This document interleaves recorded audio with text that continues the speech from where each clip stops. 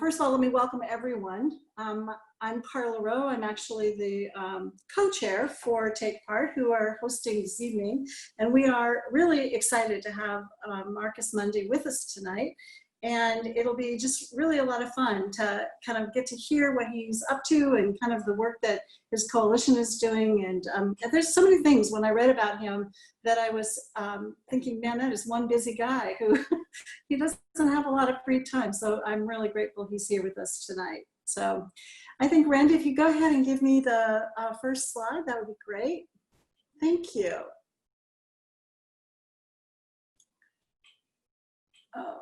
Okay, something is on my screen that it shouldn't be, so of course we'll just take that moment and get rid of it. Okay, so basically, Take Part is the Portland anti-racism team that came together with a group of friends who studied together with Ruha Benjamin's Princeton course on racism. And after studying together for a long time, about 15, 16 weeks, we decided to create a core group that would come together and actually work to confront racism and to engage in dismantling the systems that perpetuate the ingrained racial inequality in our society. So we do that through events, education, outreach. We really want to get to know what other people are doing. We want all of us to get a little bit more educated about what's happening in our community so that we're able to engage in activities that will actually move us toward the solutions we're looking for. So it's wonderful. We've had a number of different speakers, and tonight we have Marcus Mundy with us. Next slide. We have very few communications agreements that we like to make. Sometimes we talk about things that create some pretty strong feelings. And so our goal is really to listen, to learn, to have open and honest communication. So our real simple communication agreements include: one, listen. Listen more, and listen even when you're uncomfortable, or especially when you're uncomfortable. Engage the tension, but don't indulge the drama. It's okay to have differing opinions and hard questions, but we'll just kind of take that with great respect. One of my favorites is wait. Why am I talking? It gives the opportunity for everyone to say, has everyone else had a chance to speak? Who wants to speak and ask a question? Has the point already been made? Number 4, we're really all about consultation and collaboration. It's not a competition. We all want to be able to hear what you have to say, learn from each other, and take it from there. We also use confidentiality. Take away the lessons, but who said what is really not important. What's most important is what are the things that we walked away with. So to make it an open and great forum for people to chat, that would be great. Now, the next thing we're going to talk about is Q&A. Normally, or I wouldn't say normally, I'd say sometimes we wait for Q&A until the very end of a presentation, but we're probably going to be a little more fluid than that tonight and leave it entirely up to Mr. Mundy. If he wants to stop after one of his topics about the work he's doing, at that point, you'll have an opportunity to ask questions. Those of you on Zoom who are familiar with the raise your hand function, if you would use that, it's under the participants or more where you get a chance to raise your hand and ask if you could speak. If you're comfortable with chat, you can also put a question in the chat. And we do have people who are watching that chat and will let me know if there are questions so that I can get them to Mr. Mundy. Any questions about that? I think, we're just going to keep our comments and questions concise and respectful. Hopefully we'll get to really have a back and forth conversation, because one of the things I've learned from looking at Mr. Mundy's work is that he's someone who really likes to talk about and can share with us actual actions we can take. And so understanding what we can do in an active way really could be a great part of this conversation. Having said that, I'm going to go ahead and start to introduce Mr. Mundy. I think that he is the Executive Director of the Coalition of Communities of Color. I'm very anxious to learn more about this. It's a 19-member organization that actually is concentrating on issues of social and economic justice using the racial equity lens. He has a former company that was a Portland-based equity, compliance, and strategic consulting firm, Mundy LLC. He likes to assist clients to achieve equity, diversity, and inclusion in their personnel, contracts, and administrative areas. He also likes to help people achieve compliance with respect to applicable laws, regulations, and accreditation standards. His past service list is very long. He's been involved in an awful lot of things. He was a president and CEO of the Urban League of Portland, a vice president and regional compliance officer, Kaiser Permanente Northwest. He did financial management and leadership roles at KPMG. He was the treasurer at Denver Health and Hospital Authority. And he serves the community in numerous ways, both on boards and as advisory to different community groups. And that's really a wonderful thing. He's involved in many different types of those. He also served on the Oregon Health Fund Board, which was instrumental in changing how healthcare policy was devised and how health services are delivered in Oregon. He started out with his Bachelor's of Business Administration at Howard University in Washington, D.C. He has his Master's of Business from the University of Oregon. And as Executive Director of the Coalition of Communities of Color, he writes a really wonderful column in their newsletter. It's called Equity Lens. And as you learn more about his company, I'm going to encourage you to look that up after this event. There are an awful lot of great articles in there. So having said that, I just look forward to learning from Mr. Mundy tonight, and I'm going to go ahead and turn that over to you. Mr. Mundy, all right. It's all yours. Okay, wow, that's good. Well, thank you very much, Carla, for that very long introduction. Oh no, but thank you for taking the time to check up on what we're doing at the coalition. So my name is Marcus Mundy, and let me just apologize in advance. I lost a battle yesterday and I lost a tooth, so if I lisp a little bit or slobber a little bit, that's just the way it is, but we'll get through this together, so sorry about that. Yeah, so I wanted to start off with just, maybe showing a picture of someone from my family. This is, and I'll get to him in a minute, but I did want to start off just by saying, as my Uncle Bud used to say, I'm a race man. So a race man in the vernacular of Black folks was a loyal member of the Black race who dedicates their life to directly contributing to the betterment of Black people. And I used to be a Black-only race man, but by the nature of my work now at the Coalition of Communities of Color, where we serve 6 specific populations: Asian and Pacific Islander, African, African-American, Latinx populations, Native Americans, and Slavic populations. I'm a race man, but I'm across the spectrum now. So this is a picture here, though, of my great-grandfather. He is the Reverend Marcus Mundy, and that is his wife, Susan. That is my great-grandmother. And so this man, he was born enslaved in the 19th century, but by the end of his life, he had become a CME minister. He had become a college graduate from Bennett College in North Carolina. Now it's an all-women's HBCU, but before it was the matriculating men from Bennett College. He had become the father of 11 children, one of them my grandfather. And, he taught my grandfather, who taught my father, who taught me a lot of principles on how to live and what was important in life. And it is because of that I started out by saying I'm a race man. It's because of that he instilled in us, it's very important to take care of the people that you live with and the people that are your family and the people that look like you, even if the rest of the world doesn't. So I did want to start there, and he was the first generation of an HBCU graduate, but I'm a very, very, very lucky Black man in America. I'm a 4th generation college graduate, a 4th generation historically Black college and university graduate, but and my daughters are now going to be 5th generation college graduates. One of my daughters graduated from my own alma mater, and it's also the alma mater of our next vice president, Howard University. So there's a lot of good stuff going on in the world, along with some of the bad stuff that I'll talk about tonight. But again, I look at my life, and I'm lucky every day. I had good Catholic school, private school education the whole way. I came from a big family myself. There were 9 of us. I had 6 brothers and 2 sisters.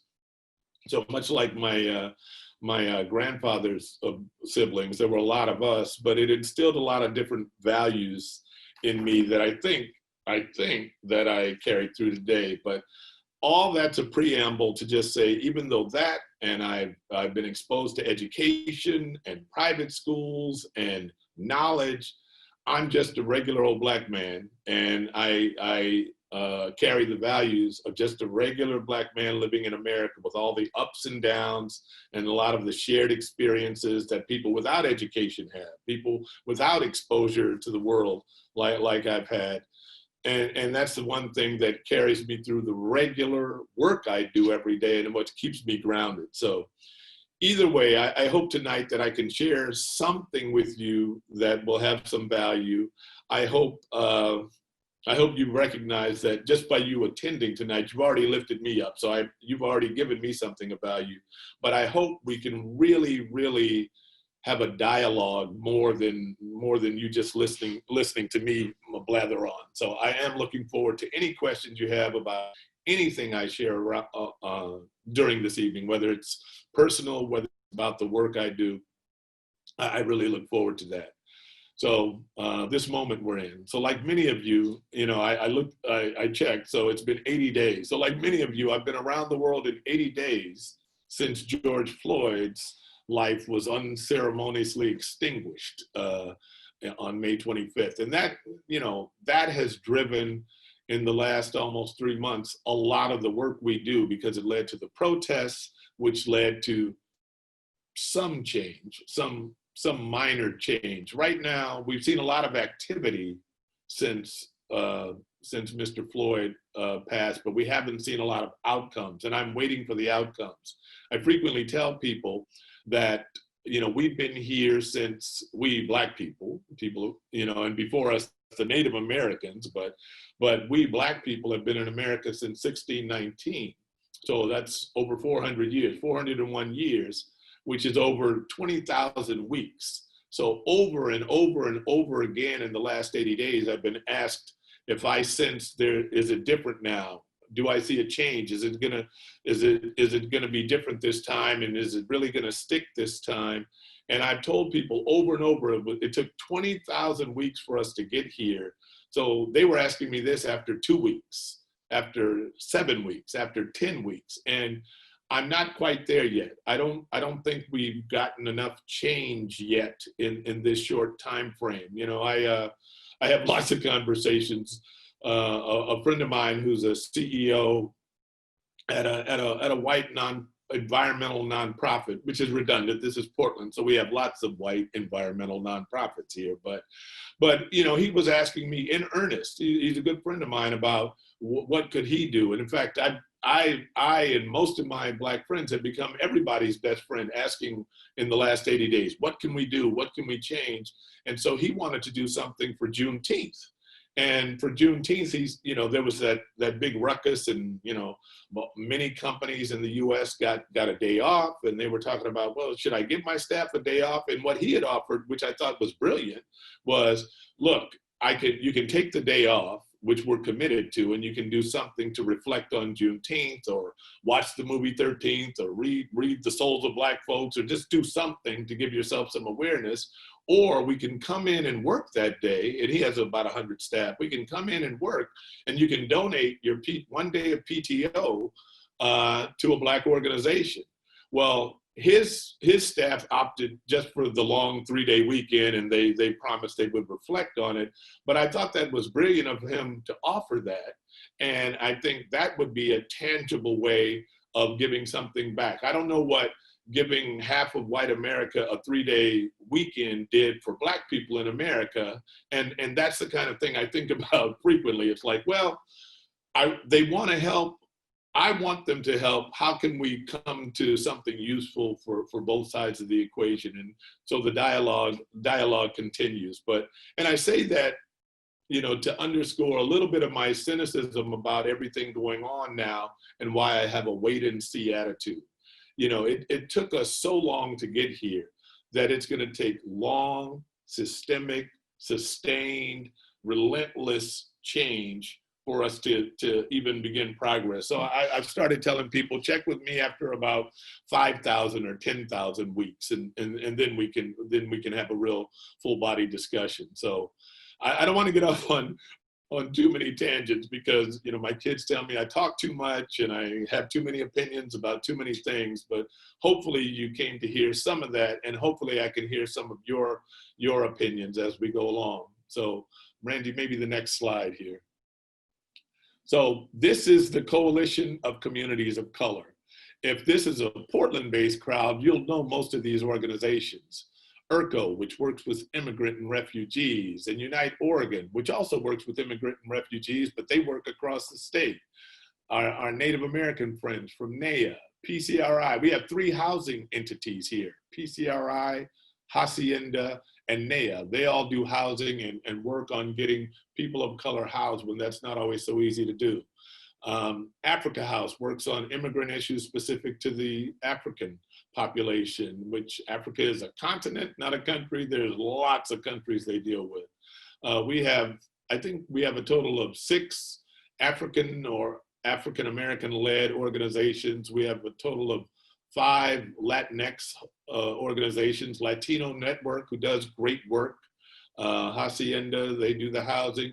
We have an arts group, Milagro Theater, they do wonderful work. We have a couple of Slavic organizations. We have, IRCO and Apano do, and Asian Family Services work on a lot of our Asian and Pacific Islander issues. The reason why this coalition even exists is that 20 years ago, the different leaders of about 4 or 5 of these organizations, the founders, figured out that they kept on competing against each other and running across each other. Most of them were foundation or government contracts. They kept running into each other or competing on the same contracts. And it finally dawned on them that if they came together as a collective, 60, 70, 80% of their agenda was a shared agenda: social services, education, healthcare, housing, jobs, economic empowerment. And so they came together, they made this coalition, this consortium, and it started off slowly. First, they had no employees. Then they only had an executive director. And up until about 4 or 5 years ago, it was just 4, 5, 6 people working here. Now we have about 10 staff, which is still not vast, but we do 4 main areas of work. We do advocacy work, and that's across the spectrum. We talk to all our senators and our legislative, our federal delegation know us. All of the mayors of the cities and the commissioners and the county commissioners for Multnomah and Clackamas and Washington County, they all know us. We lobby all of them. We lobby our state delegation. We lobby Metro. We have all these touch points where we're trying to drive change, sometimes economic, sometimes environmental, sometimes social change for these communities. So I think, Randy, I'm ready for the next slide. So one of the areas that we work in, what you see here is the representation of our 6 leadership programs. About a decade ago, we were funded, it was a lot of money at the time, we were funded $1 million by Meyer Memorial to create 6 specific leadership programs for the 6 different communities that we serve. And so that Unidos, and AALA, and all these are all the leadership programs we have. They have been in operation, not all of them in constant operation since that time. We have 2 active cohorts now, 2 cohorts that are about to kick off, and there's 2 cohorts that are in transition right now. So we're working with them, but over the last 10 years, these leadership programs have trained and developed over 450 leaders in the various communities. And these are people you know. These are people that are on state boards and federal boards and running organizations. There's people that, in fact, our Latinx programs, Tony DeFalco, who is the leader of Verde, and Carmen Rubio, who just got elected to city council. They came through that program. Rukiah Adams, who's at Meyer Memorial, she came through the African American Leadership Program. I could name more and more and more, but these are great people that are leading our region, and they all got trained in leadership, culturally specific leadership programs through the coalition. Next slide, please, Randy. Research. One of the things we do is we create our own research. So probably around 2011-12, we came up with our first major research project, which was the Unsettling Profile. It was a research project focused on Multnomah County. Again, we took our time. We looked into each of the 6 communities that we serve, and website. So you can, even our old reports, you can go back and look at, but we went into each community. We did our own, what is called community-based participatory research. So instead of just dispassionately pulling down the data from all the sources, the governmental sources and other sources, we do that, yes, but we also do community-based participatory research. So we go out into our own communities with our own focus groups. We find out from them what the issues are. Then we pull down the data from all the usual sources, and then we assimilate the data, analyze it, evaluate it. Then we go back to the community that we started with and say, this is our analysis of the findings. This is what we did with the information. And these are the conclusions we came up with. Is that right? And so, for example, many times I say, no, that's good data, that's right. Other times, I can think of a report we did in Washington where we went back to the community and said, the police statistics on police stops in Beaverton, for example, say that they don't stop people of color any more than they stop the white residents of Beaverton. And the community had a big hue and cry. They were like, no, this is crazy. They stop us all the time. They disproportionately stop us. And so that led into more discussion. And what we found was that the police weren't trained. They weren't tallying all the information that they were required to tally when they made a stop. So they weren't putting the information in. So there was no information for the system to pull down. But what that allowed us to do with our research project is come to a conclusion that said we have to have better training of police, we have to make sure that there's penalties if they don't fill out the form, and we have to go in front of the city and the county boards to make sure that they codify this in policy. Well, that's what it led to, but we wouldn't have been able to get those outcomes without the data and without culturally specific data hearing directly from the community. So next slide, Randy, please. So this is a picture. This was one of our lobby days down in Salem. We go there at least once or twice a year in session. We have our own advocacy director, which fights for our issues down there, and we work with a lot of our 19 partners about that. But so this is our work, though. This is the work we're doing right now. Our 4 departments are advocacy, their environmental justice, their leadership development, and their research justice. And I just wanted to talk a little bit more about each one, and then we can move on. Randy, next slide, please. So research, I've talked about it a little bit, but and I'll let you all read the very tiny writing on the slide, but the basic core of our framework for research justice is that everybody, and in this case particularly communities of color, research, they have a right to know, and they have a right to be heard. Normally, research, we have been the subjects of research, but we haven't owned the research. It hasn't been for us. It might have been about us, but it wasn't for us. And so by claiming the right to research and the right to know and the right to be heard, that Venn diagram, that sweet spot is then that's where you begin decolonizing data. Now that's a term that we have 2 PhD researchers working here at the coalition. We just hired our 2nd researcher to make sure that we own our own research and we can analyze the things that matter to us. But that decolonizing data piece, and why we use that language is because like everything else in America with its systems of institutionalized racism, the data also has been colonized to look a certain way and mean certain things. We have to get underneath that, our analysis. And while my researchers could say it much better than I do, the point is, by using that community-based model and touching bases with the people who are actually being researched and making them a part of the research, not only do you get better outcomes and better data, you also get a more involved community with whatever outcome you're trying to reach. When we shared that information with the group out in Beaverton about police stops, then they started testifying and getting involved in the process, both at City Hall and in the county.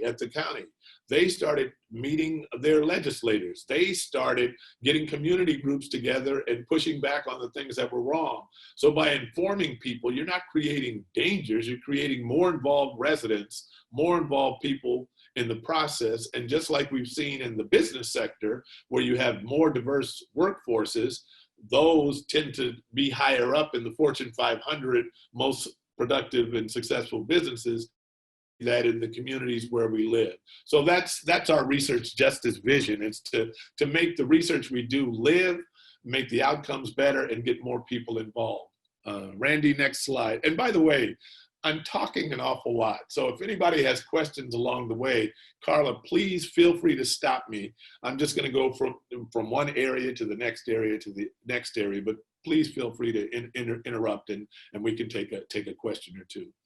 And this is just the cover, which is, that's the people that live in Washington County. That was reflective of our research. So next slide, please, Randy. And yeah, we can probably blip through these next slides pretty quickly. This was just our research, not just, but these were our research justice principles. It's like, we view the communities that we're researching as experts. We don't have to wait for somebody cloistered away in some laboratory or with some computer to tell us what's what. We talk to the community. They are the experts in their own experience. The lived experience is at least as good and usually a better indicator of the data we're trying to get underneath. So this is just an example. I hope you all check back and check on our website later, but next slide, Randy. This was just to let you know how we do our research. And then when we kick out our reports, this is just a sample of some data points. So you'll find out about which communities have lower incomes. You know, sometimes it's surprising. You'll find out what's going on with loan applications. We try to make everything in our findings come back to some kind of practical measure so people can see what's really going on. It was curious to do this in Washington County because a lot of people don't know this. Washington County per capita is the most diverse county in Oregon right now of the 36 counties. Washington County is the most diverse. The commissioners in Washington County didn't even know that. So there's a lot of progress that's happened out there, but a lot of the same problems exist. There's over 8 counties in Oregon with over 30% people of color representation in them. So when people think about Oregon writ large, they just think, oh, Oregon, white, oh, that, you know, super white cities and super white state. Well, yeah, it's still predominantly white, but the way we're spread around is giving people pause, and we have to think about how we provide services and municipal services, government services, businesses differently to those communities. Next slide, Randy. And this sheet just talks about, this was part of our research work where in addition to pulling the numbers down, we actually hear statements. They tell you what it's like to be, and there's good stories and bad stories when you hear from the community, but they tell you what it's like to, in this case, be a resident of Washington County and dealing with housing issues or being invisible at school. Or, in fact, one of the tenets of our Washington County report was simply, you know, we are both hyper visible and hyper invisible in Washington County. They know you're there, but so you're hyper visible by being of color, but you also are marginalized because you don't have economic power or you don't have political power. And so that was something that got teased out in that study as well. So next slide, please, Randy. And in all of our reports, we care about the outcome. So there is always specific calls to action that we ask the community to do, the legislators to do. Sometimes they're high cost, sometimes they're low cost, sometimes they're no cost. It just has to have the will to change, and has to have leadership buy-on. Next slide. And just for a quick pause, one of the questions that came up, Marcus, is a question about whether or not all the information about all these discrepancies that you're able to chat about are on your website. Yes and yes, because while our Multnomah County report is a bit dated, that goes back from 8 to 10 years from the sequencing of the different communities. That's in Multnomah County. In Washington County, this report is only 2 years old, so the report is pretty fresh, but all of our reports are on our website. You can look at the data by group, you can look at it by region, and we've just secured a contract. We're going to do the same kind of report out in Clackamas County now. So we're starting the environmental scan literally just this month, and we're going to have that done by the end of the year, just the environmental scan. Then the research work will begin. But we are trying to, and then we will collapse all 3 regions into one and have an updated picture on what's going on. But the long answer to the easy question was yes, it's all on our website. Okay. And Trina, who made a comment about that, was talking a little bit about finding the information on the website. It's interesting that your next slide here gives you some direct contacts as well. So for those who are on the presentation tonight might not be aware, this presentation is also being recorded and will be available in total, and we will send out the link as soon as that's available. So you'll all be notified of that as well. And what I shared with Carla before the call is that the reason I put all of the staff's contact information is just because the people who have done the actual work, our researchers, our advocacy director, our leadership director, if you're interested in any specific piece, they are the best. So you can always call me and reach out to me, but they are the most knowledgeable source on their specific subject matter areas. So. Great. And so I talked a little more deeply about research, but I did want to tell you some things we're kind of doing right now in advocacy. So advocacy, yes, we advocate with our legislators. We have a process here. We have a consensus model here where during the political season, or even if there's just an issue, like for example, there's a lot of police issues going on right now. So we have had convenings with our members about what they feel. Our members run the gamut from defund the police and absolute abolitionists to, well, let's not defund the police. Let's just make sure we're focusing on reallocating some of the money to social services. And then we have, maybe not the far right, but we have people that says, no, keep the police just as they are, but we want to have more influence, like on the oversight board or a different commissioner in charge of the police bureau. They run the gamut, but we always come together as a collective. We discuss it, we vote on things, and then we try to come out together with a unified front. Even if we don't always agree, we do try to come to some manner of consensus. But just to give you, even though this small staff, we're working on things like the Oregon Workers Relief Fund, which was helping during COVID, was helping Oregonians who may be undocumented or who may otherwise not be in the system, but who were contributing to Social Security, who were paying their taxes, and now they're just as at risk, just as jobless, just as health compromised as anybody else. So there was a fund created to address those workers. We were very active in that. There was another fund created with CARES and COVID dollars, federal dollars, for the Black community. I think it was like $62 million. We were instrumental in providing data for that, advocating for that, meeting with all the legislators and the governor for that. So that's the kind of thing we get involved with routinely. The People of Color Caucus in Salem, they know all of us and all of our members by name. We've worked on any issue that's going on in Portland right now.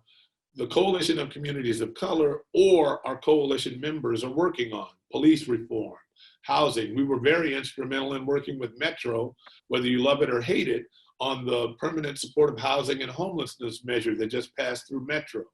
We're working, we're working hard on the transportation measure, which now has a lot of opposition. So if it has to do with the lives of people of color in Oregon, we're fighting for it and we're advocating for it. Even though on research justice, you know, I talked about decolonizing data and disaggregating data, and we look at the disparities. We're very involved with that OHSU OHA study, that Key to Oregon study, which is looking specifically at COVID and how we can get the resources best to Oregonians and how we can prevent its spread. We have a project with Multnomah County on Black families and their behavior. We have a statewide project on behavioral health and research. And we do a bunch of fee-for-service research specific to what our members need. You saw the one slide about our leadership program, but that program's 10 years old. It's 450 members, but we're developing, in addition to just training the leaders, now there's another component there working with alumni to get them on boards and commissions, nonprofit, for-profit, governmental boards and commissions. We're working with the appointments secretary in the governor's office. We're working with people at different corporations. And so we're making sure that the tentacles of the people that have been trained there and the coalition, they're seeding these organizations and making them better. They're across all the organizations, you know, Kaiser and Intel and Nike and they're in every government here. They're in every nonprofit here. So these are the leaders of Oregon, and we're very critical in training them. And our environmental justice program, that's our last program, and I'll talk about that, and then maybe I can take a breath, is our environmental justice program was singularly responsible, I think, for putting together the Portland Clean Energy Fund Coalition, which was a coalition. It was led by communities of color. Not only communities of color were in the coalition, but the idea was conceived in the communities of color. It was developed, it was fomented, and then it was expanded. And this group back in November of 2018 got only in the city of Portland, but they passed a tax on major corporations, and it didn't hit the small businessmen. What it did was take a very small 1% tax on corporations that were over $1 billion in revenues nationally and over $500,000 in revenues in the city of Portland. And that was the criterion, which that gets you your big box, your Targets, your Home Depots, those people who are, and it was an environmental measure to say, we'll take that 1% and we'll turn that into Portland and make it for weatherization and solar and environmental cleanup and brownfield cleanup. And it put money into the environmental community right here in Portland. And what it did, it had a 20% set aside for communities of color, which still does not preclude those communities from going after the other 80%. But that fund is going to generate, it was anticipated to generate $30 million a year. That fund is going to generate between $50 and $60 million in perpetuity in taxes that will go to making Portland a cleaner, more equitable place. And it also pays, by the way, for capacity building, job training in all the communities that can access the fund. And while that's advocacy work, it also leads to jobs and economic development work. And that was led by several organizations that make up our communities of color.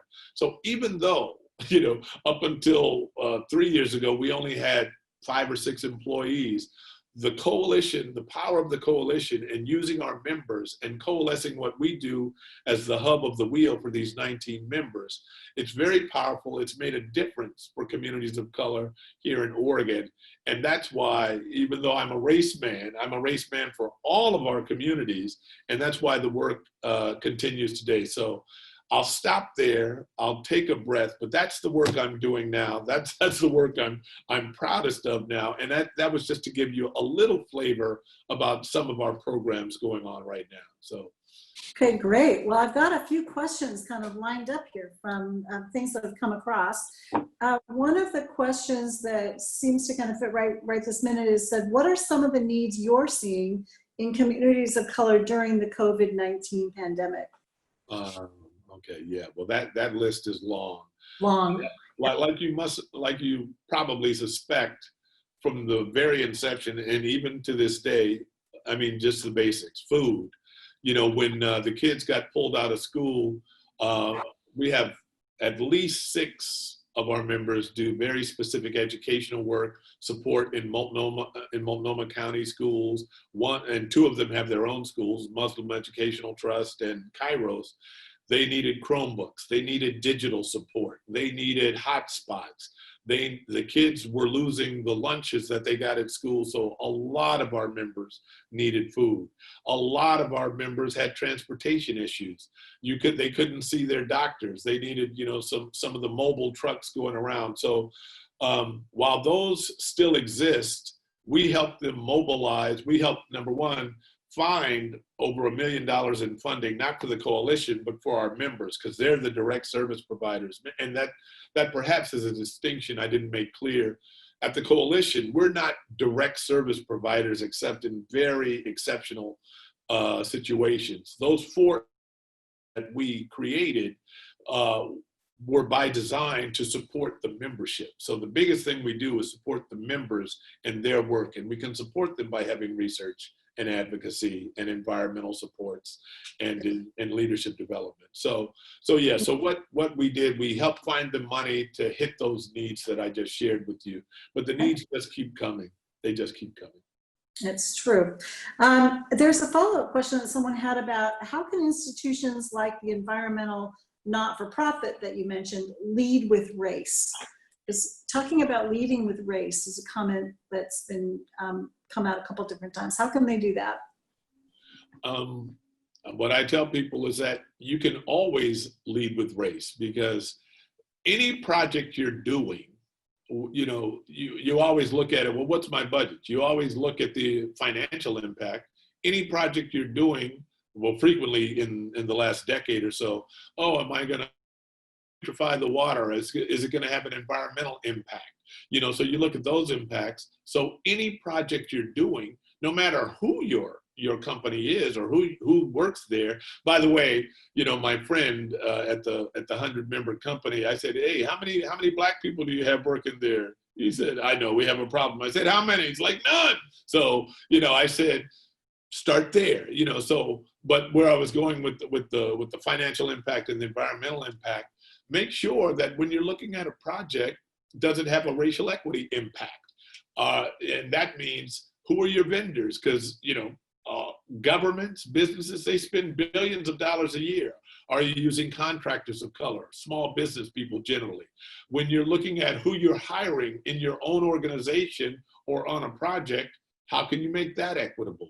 When you're looking even at the financial or environmental impacts of what you're doing, who's disproportionately impacted by that effluent river, by the pollution from the heavy trucks that you're bringing up and down 82nd Avenue?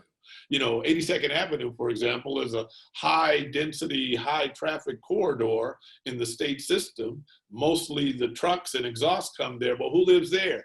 Mostly people of color live on that 82nd Avenue corridor. So what are you doing to either mitigate that or come up with a different solution that is less invasive? So even if they're at a majority institution, there's things they can look at before you get down the road, before decisions are made.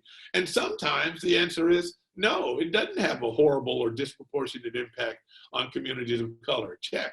You know, Metro, I'm thinking of the governments around the region, Metro actually does a pretty good job. They have a good racial, it's not called a racial scorecard, but they have a good racial equity framework there.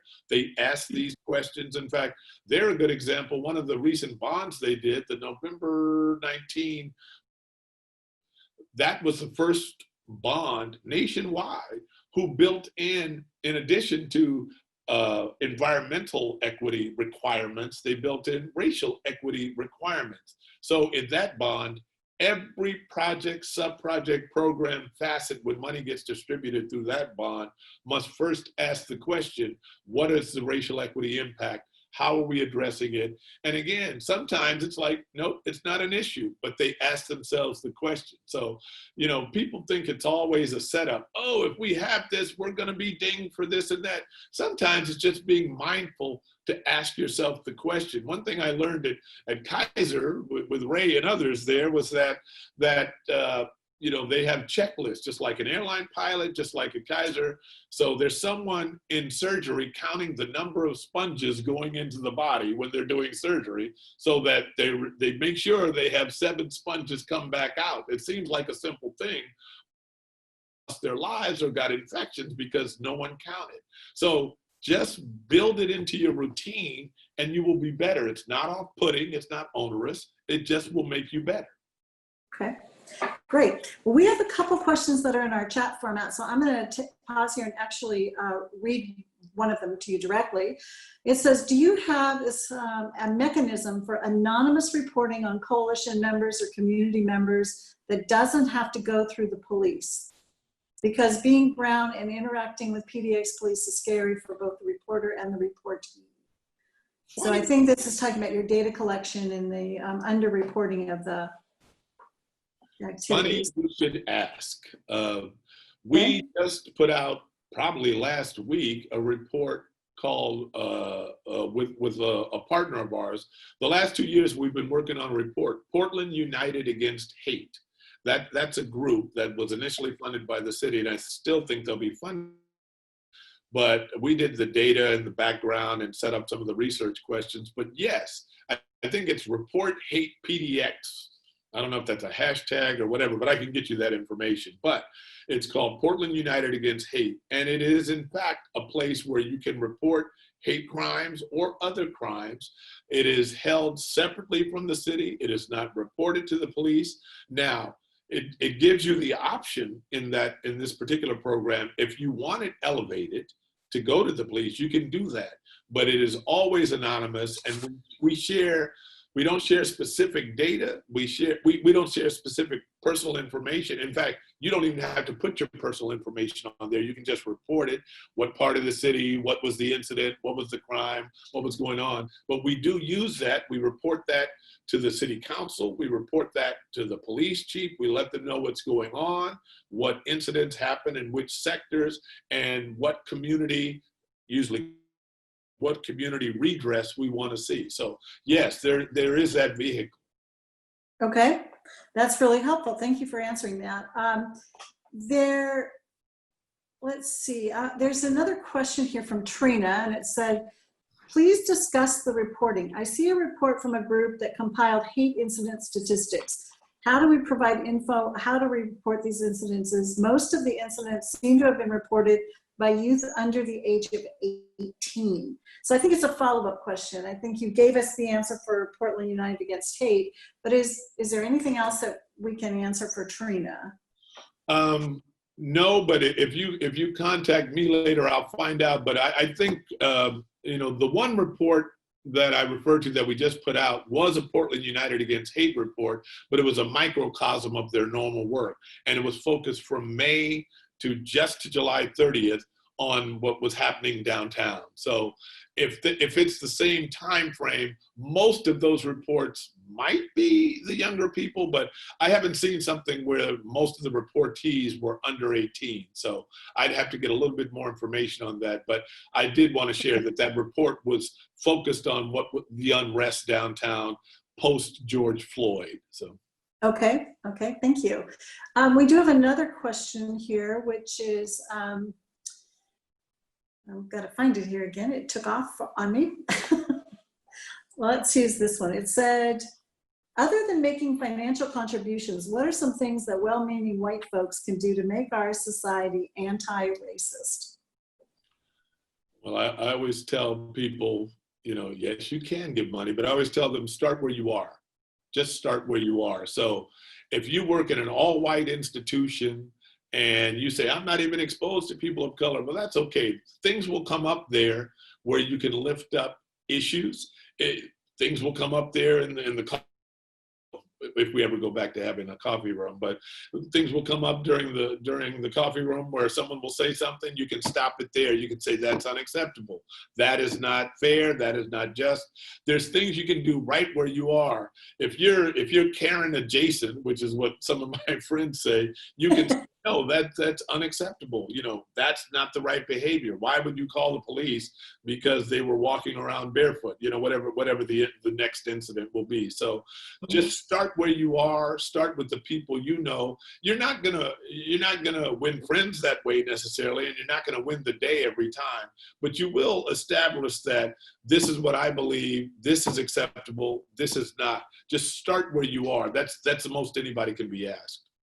That's great. It looks like somebody's also just letting you know that, let's see, it came from Adrian and Bernadette that said, don't forget the Portland Charter Commission will need members from the community for its every 10-year review. That is 100% correct. I'm glad they brought that up, because the Portland, it's a CRC, the Charter Review Commission, is being set up. They're only accepting applications until August 31st. Get your application in, because it's an opportunity. You have to get an application in. Each city commissioner gets to select 4 people, you know, and it will be populated with those 20 people. We just had a call with one of the commissioners today who says that she's going to suggest, you know, 1 or 2 or 3 alternates for each commissioner to still attend all the meetings. But there's only going to be 4 persons per commissioner. But this Charter Review Commission will decide a tremendous amount of things related to the city of Portland. So you do have to be a city of Portland resident. There will be small stipends. It is going to be about a 2-year process. So in for a penny, in for a pound. Make sure you're ready to be committed to civic engagement for that long. But it is crucial. They'll be talking about everything from the form of government. Do we need more commissioners? Do we need commissioners by district as opposed to citywide elections? They'll be talking about voting methods. They'll be talking about things from neighborhood associations to how city government works. It's a very important commission that could have far-reaching implications for the next decade. So I encourage everybody on the call in the city of Portland who wants to be involved, please apply for that. Okay, that sounds like a call to action. And I wondered here, there's one question that's not quite clear to me, which is why I'm having a little trouble asking it. So let me do this. It says, Marcus, can you compare the last 30 years while you were at Urban League or prior on a continuum leading to the eruption of the racial justice movement? That would be great, thanks. And while the diversity of Portland has been slowly gaining numbers over those 30 years. What was that last part? What's been? Yeah, I'm trying to. It said, I think that they're asking you to talk about the last 30 years on a continuum, what might have led to the eruption of the racial justice movement. And then also, while the diversity in Portland has been slowly gaining numbers over those 30 years. I don't think they're asking you if that's a cause. I think, you know, I think they're wondering. If Sinair would like to actually send me a clarifying question, I'd be happy to ask it. Well, oh, it said they're looking at it as a retrospective, kind of looking, maybe what have you seen happen? Did you see this coming? Did you see this moment in time coming? Well, I'd say it was inevitable. You know, I wouldn't have predicted this moment at this time, but there's only so much you can actually take, you know, and that was such a vivid visual moment. You know, a lot of people have compared the fire hoses and the dogs as a seminal moment in the civil rights movement, the continuing civil rights movement. I would say that was a similar moment in that, you know, you couldn't pretend you didn't know. You didn't have plausible deniability. It was there every day for a week on your screen, and you just watched this man's life just slowly fade away right in front of your eyes. So that, I think, more than anything, is what caused that moment. But you know, this, again, if you live in America, what do they call them? Micro inequities, microaggressions. You see this every day. You see the disrespect accorded people of color, whether they're in a boardroom or they're just walking down the street. So, there's only so much you can do to people for so long without a reaction. And this was just the bubbling up of that reaction. So I don't know if there's a perfect through line over the last 30 years that I've seen 20, but Portland is Alabama, is Minnesota, the different places I've lived. I've lived in Colorado and Florida and DC and Georgia. Portland is still the same as all of those cities. It has an impression of itself as being super progressive, and we're not like those other states. Yes, you are. Portland is the same as everywhere else I've ever lived and everywhere else I've ever seen. And sometimes they're even more painful because they're indirect about it or oblique, as opposed to just telling you what's on their mind. But even with all of that being true, I think to answer that question, I think it was inevitable. If it didn't happen this year, it could have happened last year, it could have happened next year, but you just can't, step on people forever and not have a reaction. But we do have an opportunity in this moment. And even though I started off with my cynicism at the beginning, it still exists. But I will say that I'm hopeful. Cynicism. I'm hopeful that we can take the steps necessary to change. I'm wary, but I am hopeful. Well, you just got a response from that individual who said that they respect your deep and broad experience in the city and were curious to get your summary of the racial justice movement through ebbs and flows. And then they said, you just answered the question, thanks. Oh, okay, good. And apparently they were on the Urban League board prior to you and had invited all past board to get together when he came on. So this is just a retrospective moment.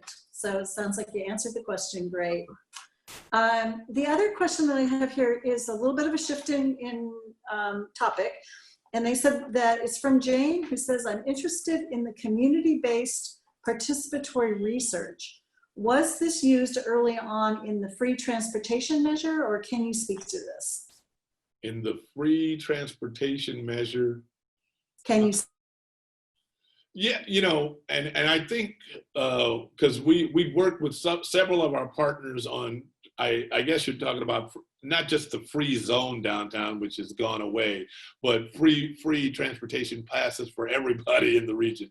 I know we fought for that for the students, and I'm a little behind the 8 ball on knowing whether or not we fought collectively. I've been here 2 years, but whether we fought collectively for that for the whole region.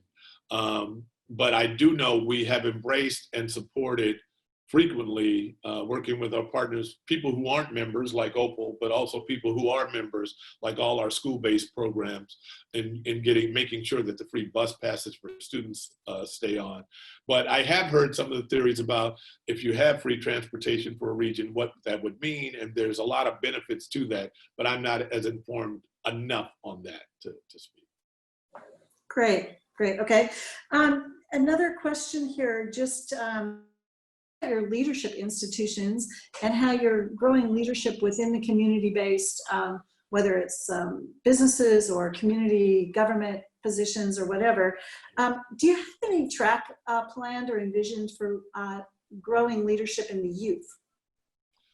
Some of our members right now have leadership development programs which are robust. I know Latino Network has one. I know Unite has a youth program. I know ERCO has a youth program.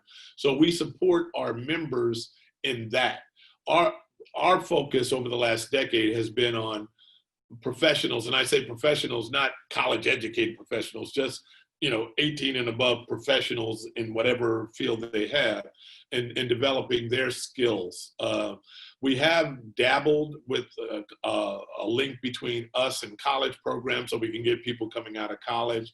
And we have dabbled with our members that have a youth program, at least the high school age youth, with flowing that into our college and regular leadership programs. But we don't have a big, robust children's program, but we do push them to our members that do. Great. There's Grace has come on to basically say thank you for your work, says she's part of the Portland Against Hate. And she said, is there any key thing or specific need right now that you want to address, that's sort of something you think would be a high priority? Well, there's so many, but I will lead with permanent supportive housing and homelessness. We're in 3 pandemics right now: the pandemic, the economic recession, and the racial pandemic, the aftermath of George Floyd. We have a 4th one coming around the pike: housing and homelessness. Soon as these eviction moratoriums go away and the joblessness will continue for a while, you're going to have a lot more homeless people. One of the biggest problems on every survey that you have right now in Portland is homelessness. It's not going to get better. It's going to get much worse. And even though it might be hard to tell from who's on the street right now and who you see on the street right now, there is still a disproportionate number of people of color that are homeless. So even though they're still mostly white, disproportionately to the numbers in the region, it's people of color. And they are the ones who are hit hardest by COVID, who have the most precarious housing situations right now, and they're going to be in the biggest wave of the housing and homelessness tsunami that's coming. So that is on my mind quite a bit. And we're working with our membership and the counties and Metro, trying to come up, and the state, trying to come up with solutions to that. But it is something that I'm very fearful about. Okay. There's a follow-up question having to do with the homelessness, and it's from Donna, who said, did the coalition support the conversion of Wapato Jail to a homeless facility or oppose it? Why or why not? We never. Is that a trick question? No, we never landed on pro-Wapato or anti-Wapato. What we did, and some of the conversations we had with some of our housing partners and people that work in housing outside the community, was that Wapato was always, it wasn't a long-term solution for housing. It was always a short-term solution. And in the wintertime, if they didn't have anything going on, we were open to getting people off the streets. But we never landed one way or the other. But our goal was always to make sure people had some sort of shelter when they needed it most. And so we were really worried in those wintertime periods. But even when we weren't talking about, we never saw Wapato as a long-term solution, none of our members. But we did see it as a short-term solution that we could embrace if it would stop people from dying. Yeah. Okay. We have another question here, and it's how can youth contribute to the efforts of the Coalition of Communities of Color? And I think I didn't fully answer an earlier question, and it's tied to that. We frequently have opportunities for volunteers to plug in and youth volunteers. Now, the youth volunteers have fewer opportunities, and if they really want to get engaged, again, we'll push them down to our members who have more of these opportunities. But what we do try to do is make sure we bring youth to any of our lobby days, to some of our advocacy work. We want to expose them to systems in a safe way and let them understand that it's not the governor, it's their governor. It's not the mayor, it's their mayor, and it's their city hall, and they can go anywhere. So we have advocacy opportunities. Sometimes our environmental work lends itself to days where they can come and be part of a big group. We don't have as many youth opportunities, and we typically not foist them, but we typically send them to our members who are more active in those areas. But there are a few that come up. Okay. Well, that kind of leads to a follow-up question I have about your membership, and that is, it was really well stated that rather than compete with one another, you're trying to do collective action together that can better improve the situation for all. So how do these large organizations come together? Is it through board meetings? Is it through specific projects, or only through lobbying? It's like herding cats, actually. But the good part about that is that, yeah, that we have regular board meetings, yes, and the good part and the horrible part is, and you can tell them I said this, is that all my board members are CEOs of their own organizations. So that is a difficult way of dealing with. They're all professionals. They all know how nonprofits run. So that's a good part, but it's also they know too much, which makes them dangerous. But having said that, we have regular board meetings. We have regular member meetings. So not just the EDs, but they send member representatives. As many can come from any organization. Sometimes they're issue-specific member meetings, like we've had some when we have a legislative session coming up, then we come up with a shared agenda and we push a shared agenda to the legislators. When there's life that rises up, we had special COVID meetings. We had special police reform and defund the police and abolish the police meetings. So as issues rise, we come together, we can call a meeting. We have normal places for them to plug in. And so many of our members collaborate with each other on the next level and the next level. So my staff can meet with 10 members in a week, just plugging in on issue specific things. But we do have regular setups for member input and feedback. Okay, thank you. There's a question here from, let's see, there's two things. One from Carla. It says, after 80 days, are the protests helping or hurting? What are you trying to do as a coalition? The short answer is they're helping. I applaud the mostly young people that started it and have kept it going. I do not agree with every method. I do suspect that some of the people out there are not part of the movement and they do things that are deleterious to the movement. But the people that started Black Lives Matter, the youth that were out there every day protesting peacefully, I think they are helping because they have not let the attention wane from what was the whole point of the protest, which was Black Lives Matter. This was wrong. This shouldn't have happened. The system needs to be changed. And those messages come through every day for me. You know, some days more clearly than others, some days with distraction, some days without distraction. But I think on balance, I am so glad they are out there every day. I am so glad they are relentless with keeping the issue on the front burner. So that's my answer. I don't have the energy to be out there every day like them. I'm glad they're there. Okay. It looks like I need to clarify a question here. I read the question, after 80 days of the protests helping or hurting, what are you trying to do? Someone felt that perhaps I should read that question differently, saying, what are the protests? Are the protests helping what CCC is trying to do? So if I'm not clear about that, if there's any clarification that's needed, let me know. Well, what we're trying to do it's still yes. What we're trying to do is in parallel with what they're trying to do.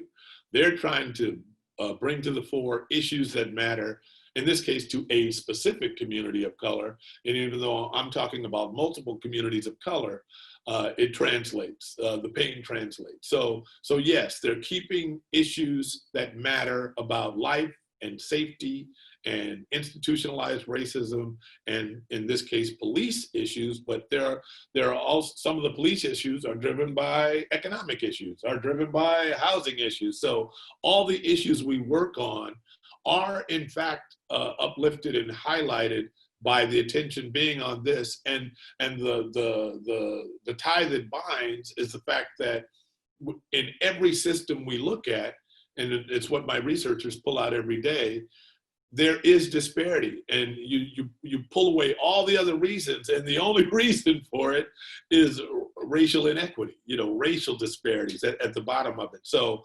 yes, the work of the protesters is in concert with the work we're doing. It's a different approach, they have a different focus, but ultimately we're looking at inequity and we're trying to change systems where the inequity is baked in. Okay, thank you for that clarification, and thanks for asking me to clarify that too. The other question that popped up that's a follow-up to that is, what steps should we be taking right now beyond the protests? Vote. Uh, that's always good. Always vote, because that will make a difference. You know, the one thing I learned, because I wasn't in, and I'm not now, an advocacy expert when I got here. Well, I had done advocacy work before at the Urban League, but the one thing I've learned is that your legislators really listen. You know, if we put on a community forum and 3 people show up, they know they really don't have to do much on that issue. But I'm thinking of some of the Washington County work we just did. We were instrumental over the last year. They had new leadership in Washington County on the board, and they, in addition to hiring a replacement CAO, they did a study and they created a chief equity and inclusion officer position with 4 or 5 additional positions, supply chain diversity, data analysts, to focus on issues of diversity in Washington County, just within the system. And what I learned when we were going through that process, we had community forums. So we set up these forums, and over 100 people showed up each time. The commissioners did not expect that. When they showed up, they had expected kind of a perfunctory appearance by the community. The community understood that if we show up, they have to listen. When they came for the vote, it was going to be, people don't always know this, it was going to be 3-2, but so many people showed up to testify the night of that vote that it was a unanimous vote. They actually swayed commissioners real time to saying, no, we are listening, we are paying attention, we are watching. And so what I would tell your questioner is that, what can you do? Not only can you vote, you can show up, you can advocate. Again, whether you're retired, you're in the system, you're out of the system, they listen to the residents. They listen to what you say. And if you can do it in enough numbers, you can foment change that way. Okay, great. There's one question that's on a little bit different slant now, so we're going to turn the focus a little bit more. And it's a request from CMARE to say, please speak on the tight partnership between protest and policy, now with your role in both Reimagine Oregon and the racial justice group appointed by the governor. Oh, the internet is brutal. They know everything about your life. I think you were talking about the intersection of protest and policy. So, and those two groups. Actually, both of those groups have been a wonderful excursion. The Racial Justice Council is just starting up, and that was a reaction. That was a policy creation as a result of the protests. The protests made it so that the issues that have long been ignored couldn't be ignored. So that's what 80 days of protests, created, was something that you just couldn't ignore. And so the protests led to that particular policy change. The protests also led us, Reimagine Oregon, for those who don't know, was the new name of a group that was created early on after the George Floyd protests, where it was a reaction by the Black community in this case, where we got people from all over Oregon, both legislators, citizens, farmers, winemakers, all these Black folks from around Oregon, and we pulled together also a group of electeds, starting with the governor. We had the House Speaker, the Senate Speaker, different reps, different senators, metro presidents and metro councilors, city councilors, county councilors.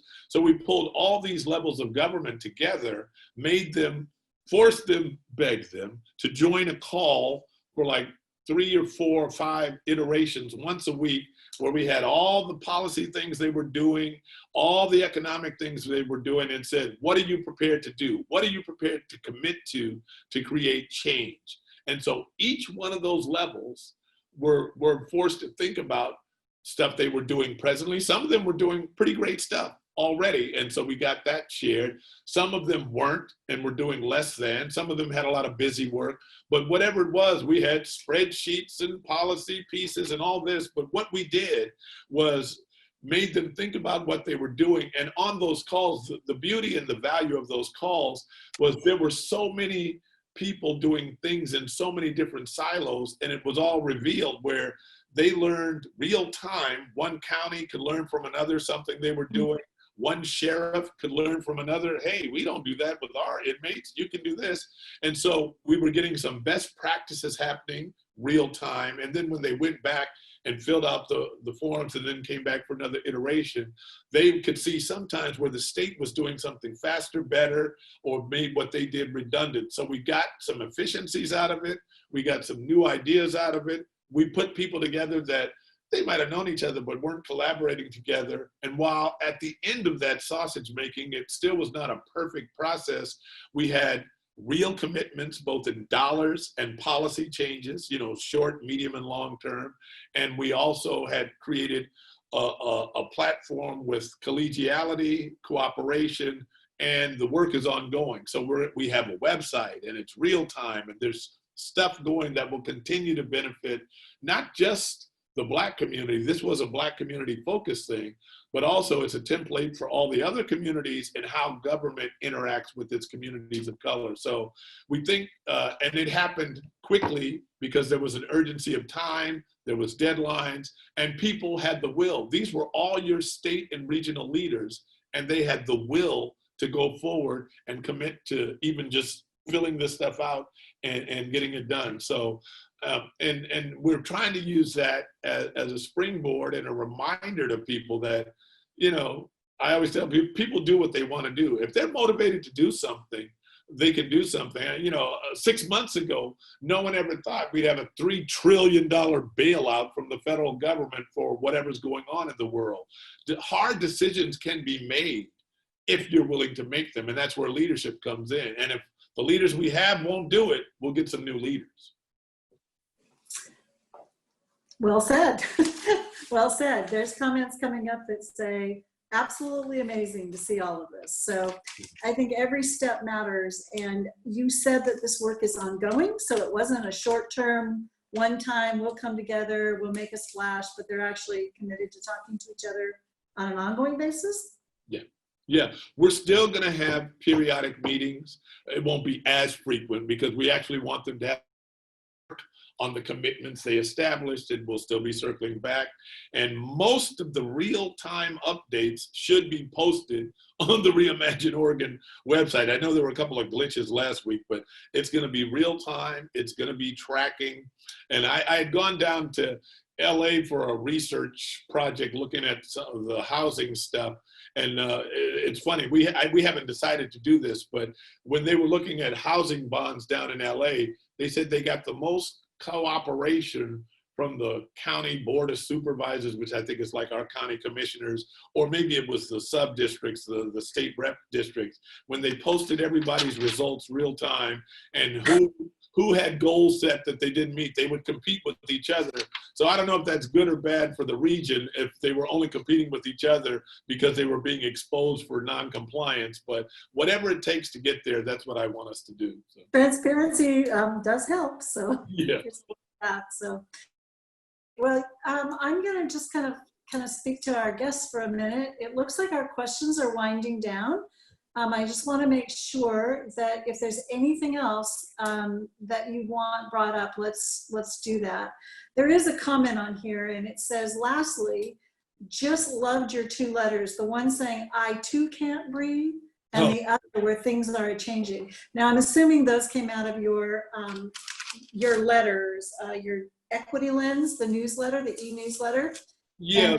Access One of them was just a letter to the community because I was in a George Floyd moment and I was just filled with something, and so I shared that. And then, but I normally post something in our equity newsletter, but yeah, that'll be on our website. So yeah, it's just important for people to understand what people they don't always interact with are thinking about and feeling about, and it's pretty much the same stuff they're thinking about and feeling about, just with using. And so that was just what yeah, I saw those. I went online and did some reading, and for those of you who haven't ever looked at that site, you might really make an effort to go there because it was super well written. So I enjoyed it a lot. Thank you. anything else? I see a lot of thank yous popping up. Here's a thank you for your commitment and service to our community. And I would echo, thank you for being with us tonight. It is wonderful to have you with us.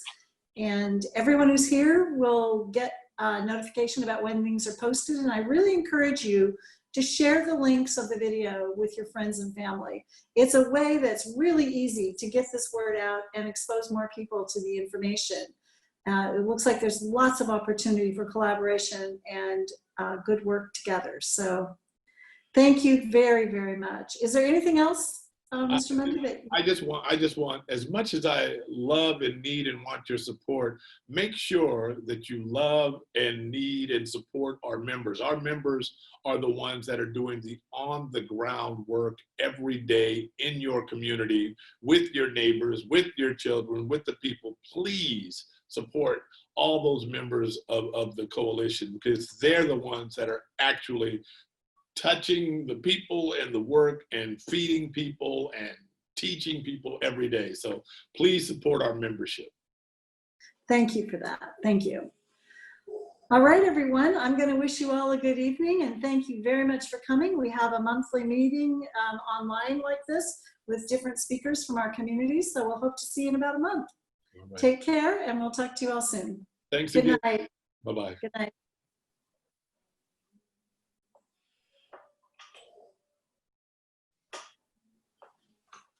Thanks for letting me blather on there, Carla. You did a beautiful job. Thank you. Okay. It was great. It was really interesting. Yeah. Good, thanks. Yeah. Yeah, I see some folks I know. Anne, thanks for coming. Yeah. Thank you, Marcus. That was great. Thanks. Thank you. I appreciated you when we worked together, but now I really appreciate you. Thanks, Ray. You all take care. Thank you, Marcus. Right.